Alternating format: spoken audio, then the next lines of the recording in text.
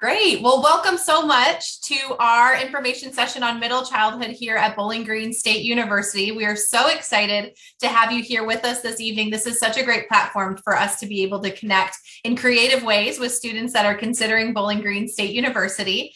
My name is Erin Heilmeyer. I am the Director of Admissions Operations and Graduate Enrollment. So I get to work with both undergraduate students that are coming to college for the first time, and then also connect students that are looking to advance their degrees as well at BGSU.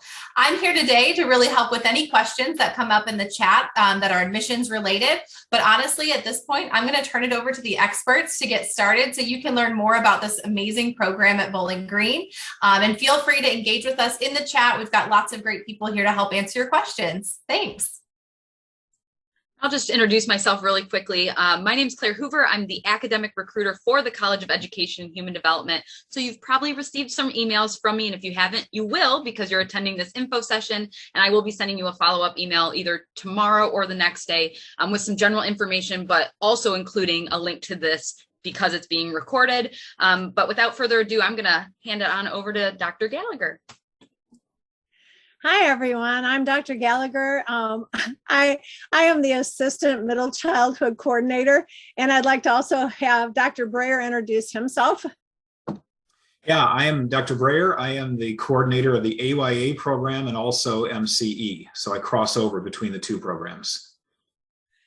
So we are thrilled to have you here tonight, and I am going to share my screen, I hope. That's what the plan is here. So let me see what's going on. All right.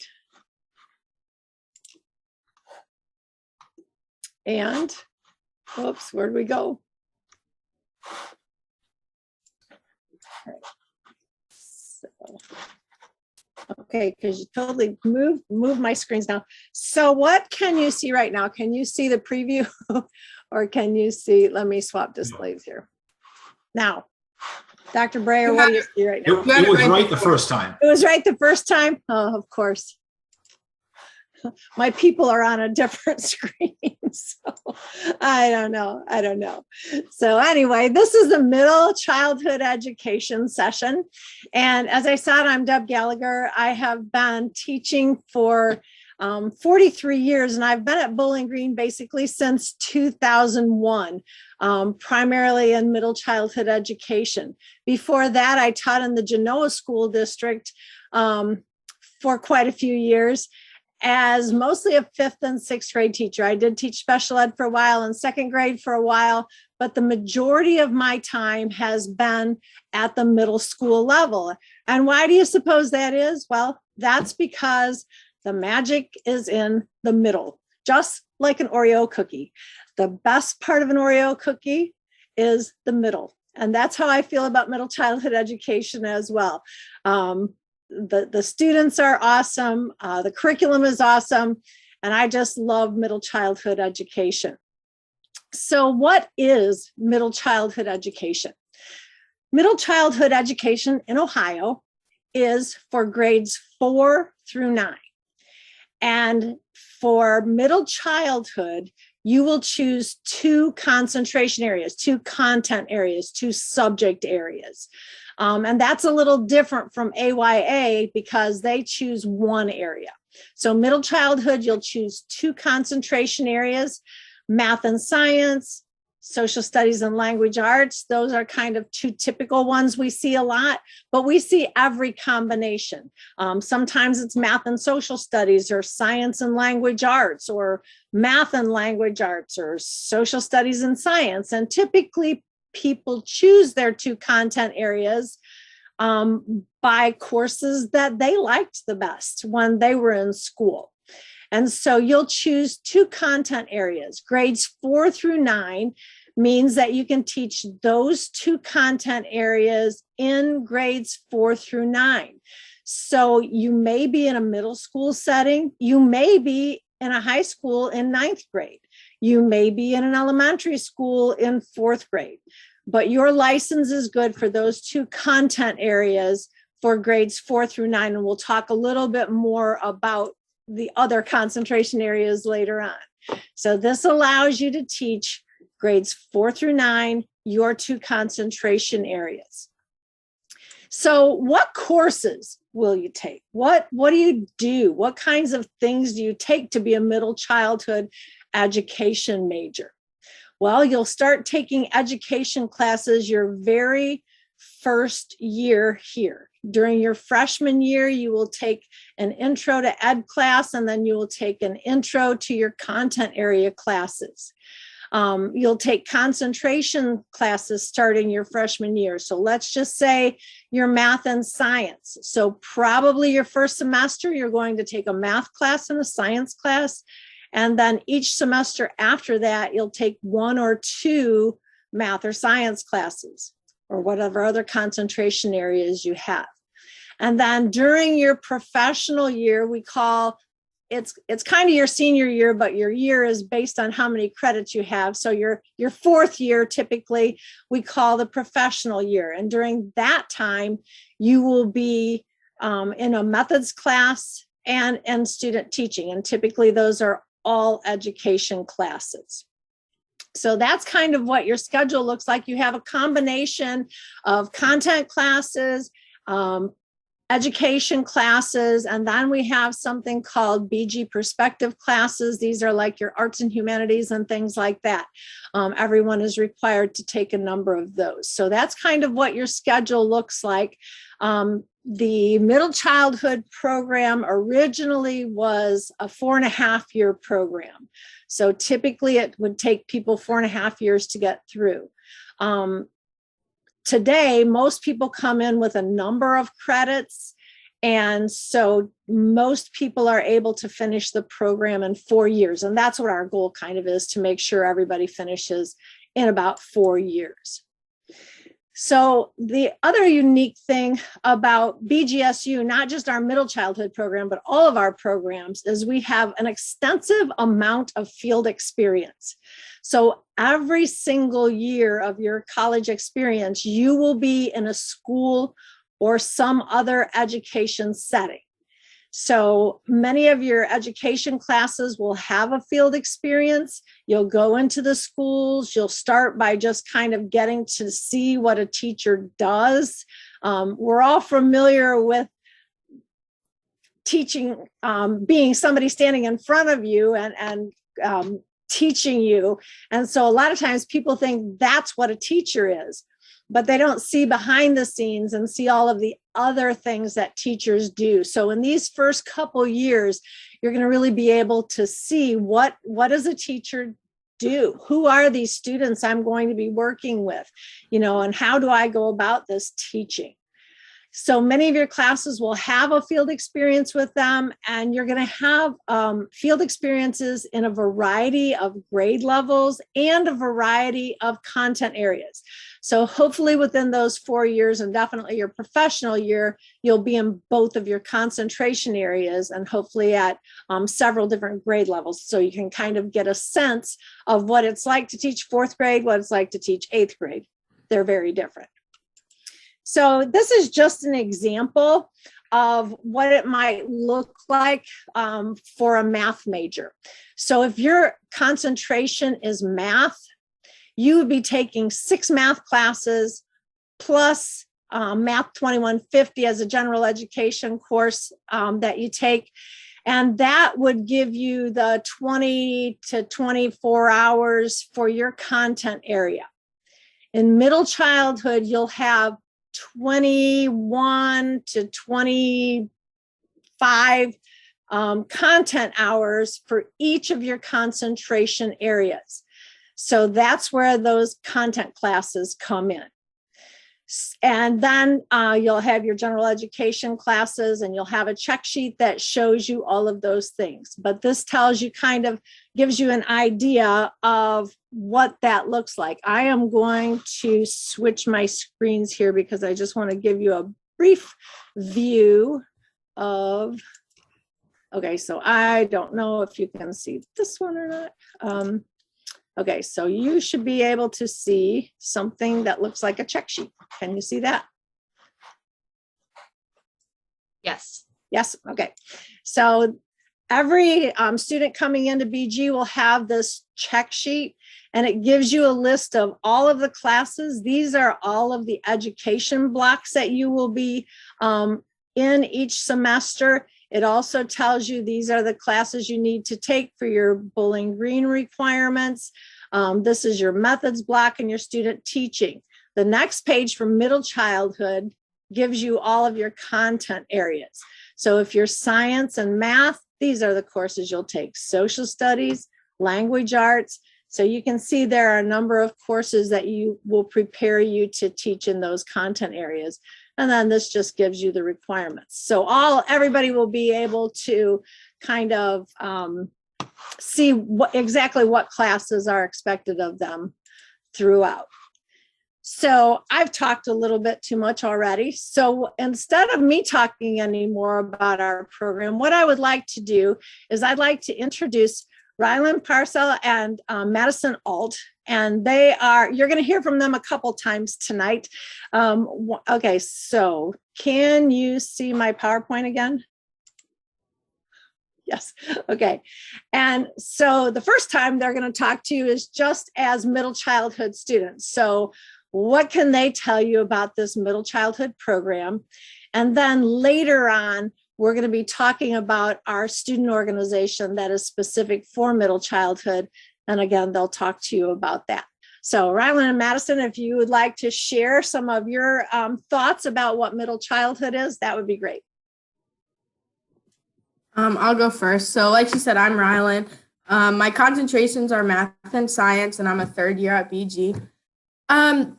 Just some things I like about the program most, like Deb mentioned, like from freshman year, your first semester, you'll be in the field, and that's just really good to kind of get that exposure, because sometimes you go into college not knowing what you want to do, and getting that exposure right off the bat is good, because you'll either love it or you'll be like, okay, I have to switch and find something else.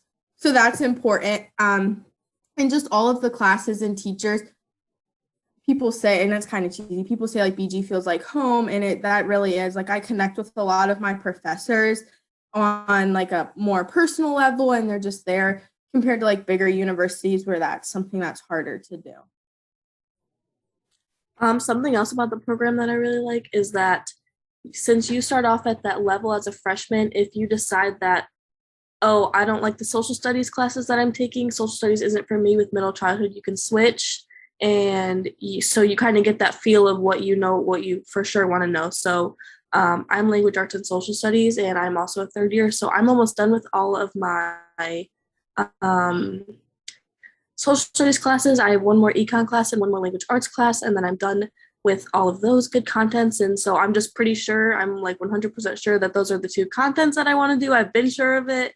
If I wasn't sure of it, I would have been in a hole, because now it's like way far past. Another thing, the ed building's really nice. So a lot of your classes will end up being in the ed building, especially as your second and third year. It has a lot of good resources. Something else about the education program for education majors is we have a TRC and a CRC. So our TRC is our Teacher Resource Center, and it has a whole bunch of supplies, laminators, crickets, just all the supplies you can think of so you can get projects done, do your work. And then we also have the CRC, which is the Curriculum Resource Center, I believe, and that allows you to check out like different kids' books, because since I'm language arts, I'm in these classes where I have to make like book projects and like read kids' books and find like Newbery winners and stuff like that. And there's just a bunch of different books to choose from. And then also when you become third year, it's mostly your third year. When you take the OAEs, they have prep books for you in the CRC that are available to look at and help you study. So that's super beneficial. So thank you. And if at any time anybody has questions for anybody, you can certainly put it in the chat, and we'll give you time at the end as well. But you'll see Rylan and Madison in just a little bit when we talk about our student organization. So I mentioned earlier that you are licensed to teach in your two content areas, grades 4 through 9. You might be thinking, well, I went to a school and we had self-contained classrooms. So does that mean I'm not going to be able to get a job because I only have 2 concentration areas. Well, actually, we have something that's called an endorsement. And what the endorsement allows you to do is take some courses so you can teach your other 2 areas, grades 4 through 6 only. So if you are a math and science person, you could take the social studies and language arts courses and then and all of the requirements for that. And then you would be able to teach anything, all 4 content areas, grades 4 through 6. And then your content areas all the way up to grade 9. So the endorsement allows you to do that. And that would be very helpful. And we hear, especially from a lot of our smaller schools, they need somebody who can teach anything so they can move them around. So that's very helpful. So the endorsement consists of 4 classes if you're doing both content areas, 2 for each of the 2 content areas, plus a field experience, plus a test. You'll hear about a lot of tests as you go through here that you need to take for that content area. So the endorsement classes are graduate level classes only. They're only offered in the summer, but it is very easy for you to accomplish this. 3 of the classes you can get done while you're an undergraduate, and then the other 2 classes you can do right after you graduate. So the endorsement is really a good tool for our middle childhood students to make them very marketable for many different kinds of school systems. So that's basically what the content of the middle childhood program is. We do have a special student organization that is specifically for middle childhood students. And I'm going to invite Ryland and Madison back. They're 2 of our officers. And I would like them to talk a little bit about CMLA and kind of what that is and why it's important to be a part of that. So I'm the president, or one of the presidents of CMLA, I should say. And this organization, we meet about once a month and we just talk about different topics within middle childhood. So one of our meetings this semester was who are middle schoolers, and we kind of watched different clips from like Diary of a Wimpy Kid or The Sandlot, and we looked at those behaviors of the middle school level kids and just kind of how we define and can look at our middle schoolers. And it's professional development. So a lot of times you'll have to have professional development hours for your classes. This is one of those things that you can get connected with in order to do that. And you meet a lot of people within your major. There's different conferences we can go to. And it's not that big of a commitment because we only have 1 meeting a month. So it's just something to get you involved with the major, meet more people, and get more information and a bunch of resources.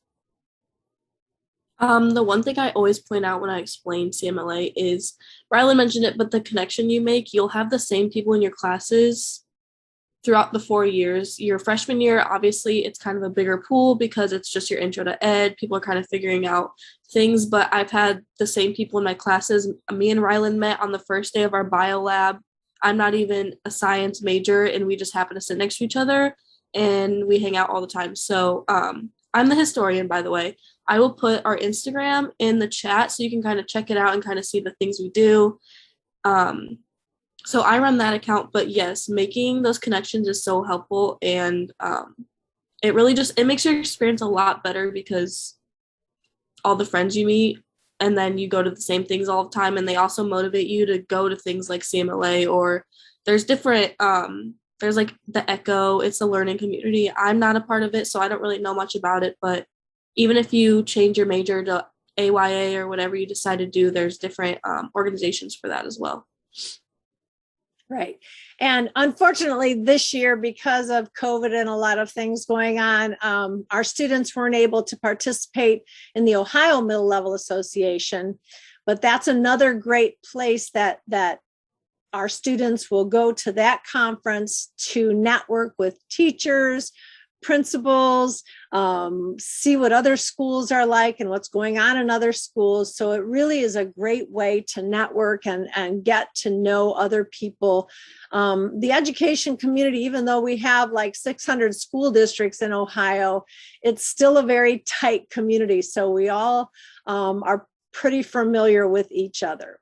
So CMLA, again, is a great organization to belong to. And a lot of times you just want to know, like, oh, I'm going to be taking this history class. Who did you take for this? Was it a good class? What should I expect from this class? And CMLA helps you to do that. And truly, the middle childhood group is a very tight group. I know that my students are that are in methods right now.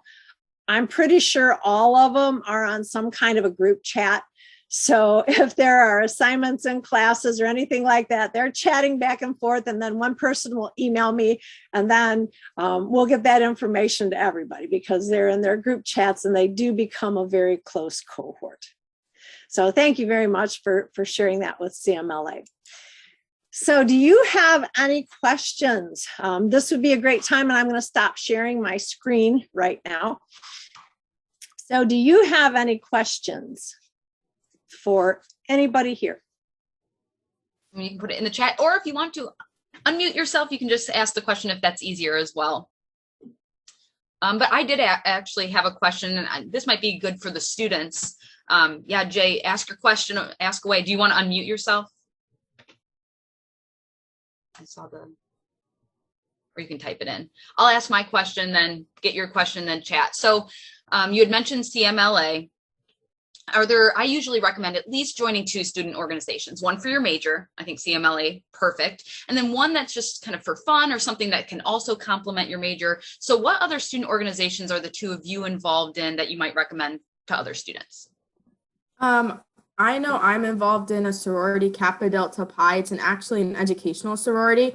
So we just like have chapter meetings, and it's not like really like I wasn't big into the sororities and all of that stuff, but we still get all the benefits of the sorority, but we're not a sorority, if that makes sense. So I'm involved in that, and I really like it because you get cords and stoles at graduation. So it really helps build your resume, and you get so many resources from just being in that.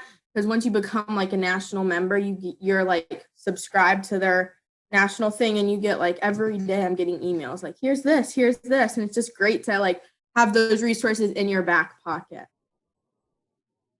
I am personally not in any other organization, but this might be a little off topic, but I work for the WCSEC, the CLC program. So it's super easy to find jobs with kids on campus. So I'm currently located at 3 different schools, and I've got an awesome experience just from my 3-hour shift in the morning before I have classes. Obviously, next semester I won't be able to do that due to methods, but it's super nice just to get that experience, and you get to also meet people from BG that are in AYA or whatever they're doing. I know I've met a couple people that I don't have in any of my classes. So it's super nice, just something to do, even though it's not really an on-campus thing. Yeah, Madison, tell them a little bit more about what you're doing with students every day, the before and after school programs. Yeah, so on Monday, Tuesday, Wednesday, Thursday, Fridays in the mornings, Rylan also works for them as well, but I am at Conneaut BG on Monday, Tuesday, Wednesday, and Fridays. And in the mornings, it's kind of more low-key and chill. The students kind of come in. We do this thing called Success Maker, which there's a reading and a math portion, and they just have, every school is different. They have an amount of time to do that, and then they'll get outdoor time, and then they'll get like a breakfast. And since it's an enrichment program, we submit those scores, and then that's how we get all the resources, and then like they have iPads, and then they do, that's how they get the meals and stuff. And then the afternoon's a little bit different because it is a longer period. I'm at Lake on Friday afternoons, and I'm also at Rossford on Thursday mornings. Lake's my only afternoon one, and since it's Friday, it's kind of more chill day. So on Fridays, sometimes I'll watch a movie.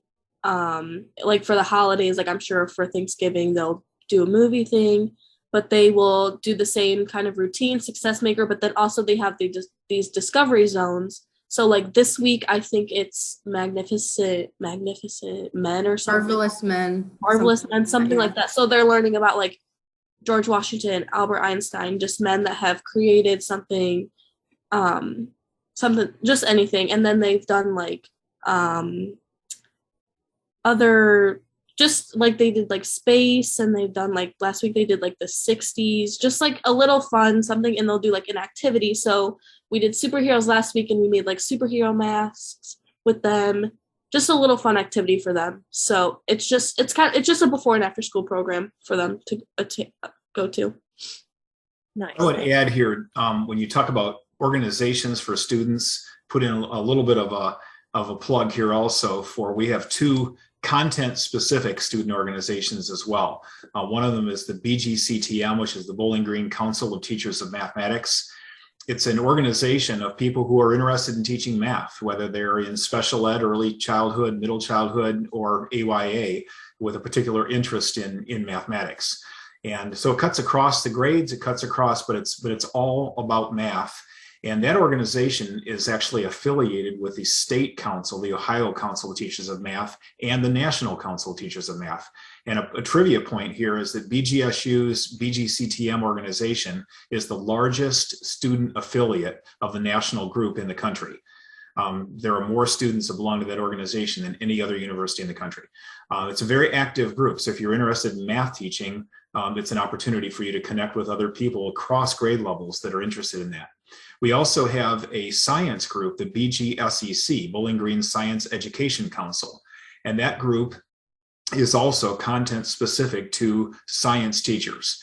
And so, again, whether you're interested in teaching science in early, middle, or AYA, it's with that particular content area, and it's affiliated with the National Science Teacher Association and the State Council, and they get together and share science teaching ideas and hear from people in the field that are doing that. And so those are other opportunities that you can go content specific as well, in addition to groups like CMLA. So there's just lots of opportunities for students available depending on where your interests lie. And you definitely want to do that. You definitely want to be involved. That makes your whole college experience so much richer. So any other questions for Rylan or Madison? We do have a couple questions that came in. One thing I just want to point out to all of you that are here today is in education, we use a lot of acronyms. You might be noticing that we're saying AYA, MCE, BGCTM. You will start to learn that as you get into the culture of BG. So MCE is for middle childhood education. AYA is adolescence to young adult. I know we said that a couple of times. So there were two questions related to the field experience. We might be able to answer kind of both of them. What does the field schedule look like? How many days a week? For how long? And then is transportation provided? And then there was just a question, are all freshmen also going out into the field? So you talk a little bit more about field experience and what that looks like. Right. Yes. And COVID kind of changed things for us a little bit, but I'm going to give you a typical field experience, what that typically looks like in a normal year, whatever that is. So typically freshman year during the fall, you'll take something called Intro to Education. It's EDTL 2010. And that is a field experience that just visits a lot of different types of schools. So you kind of get an idea of what's a charter school, what's a public school, what's a private school, what's a rural school, what's an urban school. So you kind of get to see those different kinds of schools. And then in the spring of your freshman year, you will take two courses actually with one field experience. It's Intro to Teaching Middle Childhood Math, Intro to Teaching Middle Childhood Science, Social Studies, Language Arts. There is one field experience for that. It's either on a Tuesday or Thursday morning, all morning long. And as freshmen and sophomores, transportation is provided. We do bus our students to those locations. Sophomore year, typically in the spring, but it could be in the fall, you take a group of classes and you go out to a school and work with small groups of students. Again, your transportation is provided for those classes. And in that class, you learn about differentiated instruction. And so you start working with small groups of students. And hopefully these are very different types of settings. So you have experience in a lot of different types. During junior year, we have something called Block 1. That's what Madison and Rylan are just getting ready to go into in the spring. During that semester, you take a block of classes in the morning, and then for 4 weeks, we go out into the field in the morning 5 days a week in the morning. You start to co-teach, plan a few lessons, and get more involved in the classroom. Starting junior year, like with this Block 1 experience, you are responsible for your own transportation. And then during your senior year, you will have, in the fall, you have methods. So we have about the first 11 weeks or so in the field or in the schools on campus with our classes. And then the last 5 or 6 weeks of the semester, you're out in the field all day, every day, just like a regular teaching schedule, teaching those units you created. And then during your spring of your senior year, you're doing student teaching. You are there all day, every day, teaching all your classes, all your units, being totally the teacher. And that's your last experience before you graduate. So hopefully that answers the question about field experience. Your vocational school teaching professions, that is something you would definitely need to check with registration and records to see if that transfers. I'm thinking, and Dr. Breyer, you might have an answer for this better than me. Most of the time that transfers as 2010 as a tagged course. Correct. We have the first course that most people take in the program is Intro to Education 2010. And for the vast majority of students who took an Intro to Education class in high school, that course does transfer to university. Yes, and I want to offer the opportunity to all of you that are here today. If you've done any college level coursework like CCP or College Credit Plus or AP classes, feel free to send an unofficial transcript to me. I can work with our advisors and give you an idea. I can't give you the official idea. We need to see the official transcript come in and get evaluated by our transfer office, but I can give you a pretty good idea of how those classes will come in and apply to your program. So I'm happy to do that if you've taken those credits. Yeah, I actually just had an advising appointment today with one of our students that is going through BGSU in 3 years, and fairly easily going through in 3 years. He brought so many CCP and AP classes in that it wiped out an entire year of college. So he's actually, so far ahead of the game that he will graduate in 3 years.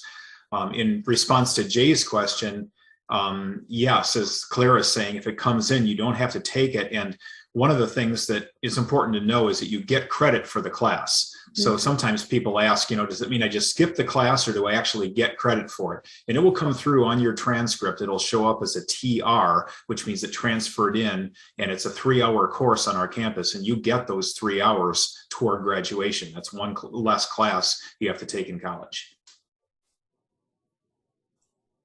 Do you have any other questions? I want to make sure you're getting your questions answered. Now is a great time to do that. As a reminder, I will be sending a follow-up email to all of you so that you have my contact information. I'll also include the contact information of Dr. Breyer and Dr. Gallagher. Rylan and Madison, is it okay if I also include your contact info? I think you put it in the chat, but is that okay? Yeah, that's fine. Perfect. So I'll include their contact so you can ask students as well. I know they did a plug for the Instagram. I also want to plug our college-wide Instagram. It's at BGSU EDHD. I'll put that in the chat as well. We provide like Takeover Tuesdays for all the different programs if you want to get an idea of what it's like to be a day in the life of a student. And we're celebrating Education Week this week at BGSU. And so we just want to acknowledge all of our educators. So that's a good time to follow and kind of see what's going on campus. And then Jay, I see your question. And will I get hours waived for observation? I don't know if either of you want to answer. I don't think there's an actual hour requirement. No. So whatever that course is, the whole course will be counted for that. That will not count as your intro to teaching, middle school math, science, language arts, social studies. That's a class. Those are classes you'll take in the spring. Those are separate observation hours. So whatever you took that would apply to 2010, then those observation hours would go with that. Great, thank you. I don't see any other questions that have come in. Is there anything else anybody else wants to add before we wrap up tonight's session? And Erin did put in the chat, if they've already been accepted to BG, they can get those transcripts in so they can start evaluating those as well. One thing I would want to toss in, just because it came up when we did an AYA information session, is that sometimes people will start as an AYA major. AYA is adolescent to young adult. So there was that acronym again. Education is all alphabet soup. But most states it's referred to as secondary education. And that licenses you to teach grades 7 through 9. So middle childhood is 7 through 12. So middle childhood is 4 through 9. And AYA is 7 through 12. So 7, 8, and 9 is an overlap of the two programs. And so sometimes people come in with an interest in being AYA licensed. And after they're here for a semester or two and they do some field experience, they say, I'm really more interested in the lower grades. I think I'm going to switch my major to AY or to middle childhood. Some people start in middle childhood and they do some field experiences and they say, I'm really more interested in teaching the upper grades. So I'm going to switch my major to AYA.